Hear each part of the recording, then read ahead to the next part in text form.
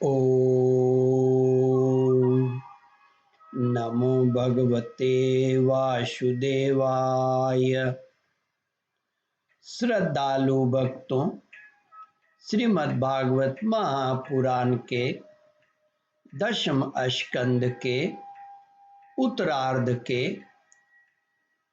58वां अध्याय के अंतर्गत भगवान श्री कृष्ण के अन्य विवाहों की कथा का प्रस्तुतिकरण करूंगा। इसके पूर्व जहां तक आप कथा श्रवण कर चुके हैं उसके आगे का प्रस्तुतिकरण करता हूं। युधिष्ठिर ने कहा, सर्वेश्वर श्री कृष्ण, हमें इस बात का पता नहीं है कि हमने पूर्व जन्मों में या इस जन्म में कौन सा कल्याण साधन किया है। आपका दर्शन बड़े बड़े योगेश्वर भी बड़ी कठिनता से प्राप्त कर पाते हैं और हम कुबुद्धियों को घर बैठे ही आपके दर्शन हो रहे हैं। राजा युधिष्ठिर ने इस प्रकार भगवान का खूब सम्मान किया और कुछ दिन वहीं रहने की प्रार्थना की। इस पर भगवान श्री कृष्ण इंद्रप्रस्थ के नर नारियों को अपनी रूप माधुरी से नैनानंद का दान करते हुए वर्षात के 4 महीनों तक सुखपूर्वक वहीं रहे।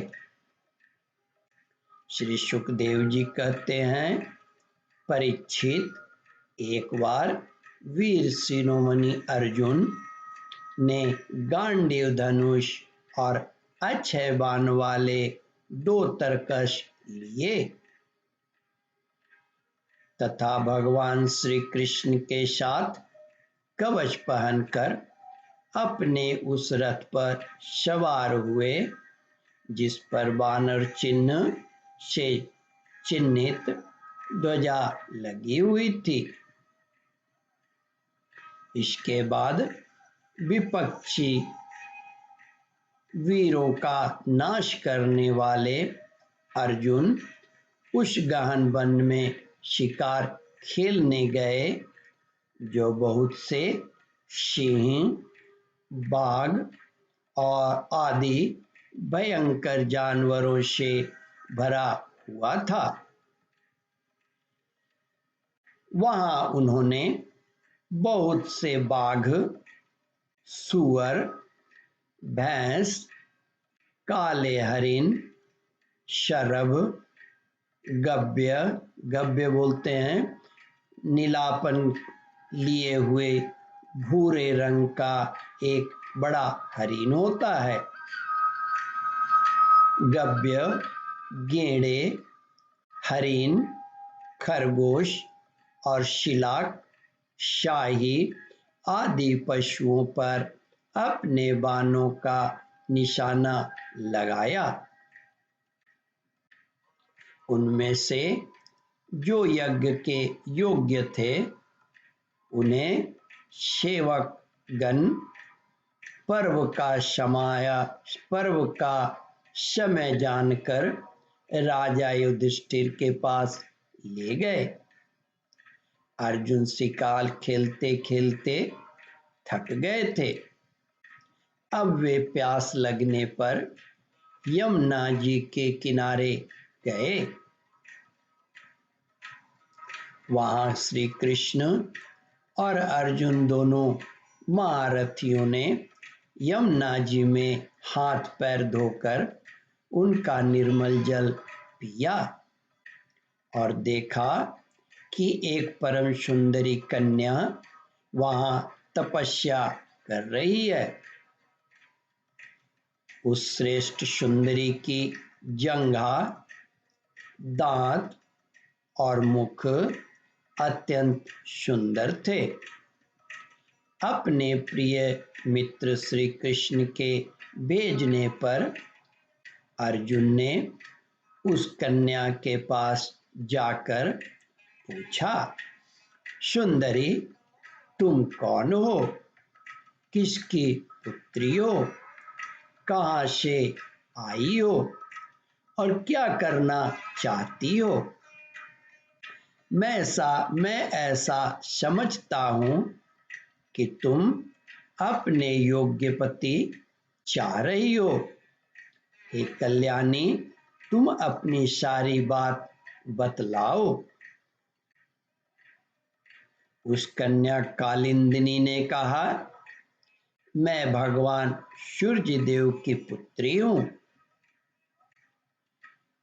मैं सर्वश्रेष्ठ वरदायिनी भगवान विष्णु को पति के रूप में प्राप्त करना चाहती हूँ और इसलिए यह कठोर तपस्या कर रही हूँ। वीर अर्जुन, मैं लक्ष्मी के परम आश्रय भगवान को छोड़कर और किसी को अपना पति नहीं बना सकती। अनाथों के भी एकमात्र सहारे प्रेम वितरण करने वाले भगवान श्री कृष्ण मुझ पर प्रसन्न हो। मेरा नाम है कालिंदी। यमुना जल में मेरे पिता सूर्य ने मेरे लिए एक भवन भी बनवा दिया है, उसी में मैं रहती हूँ। जब तक भगवान का दर्शन न होगा मैं यहीं रहूंगी। अर्जुन ने जाकर भगवान श्री कृष्ण से सारी बातें कही। वे तो पहले से ही यह सब कुछ जानते थे। अब उन्होंने कालिंदी को अपने रथ पर बैठा लिया और धर्मराज युधिष्ठिर के पास ले आए। ओम परमात्मने नमः। श्रद्धालु भक्तों, इस कथा को ध्यान पूर्वक श्रवण मनन और इसका चिंतन करें। इस कथामृत का रसास्वादन अपने बंधु बांधवों को भी करावे। इस वीडियो को शेयर और सब्सक्राइब करें। ओम परमात्मने नमः।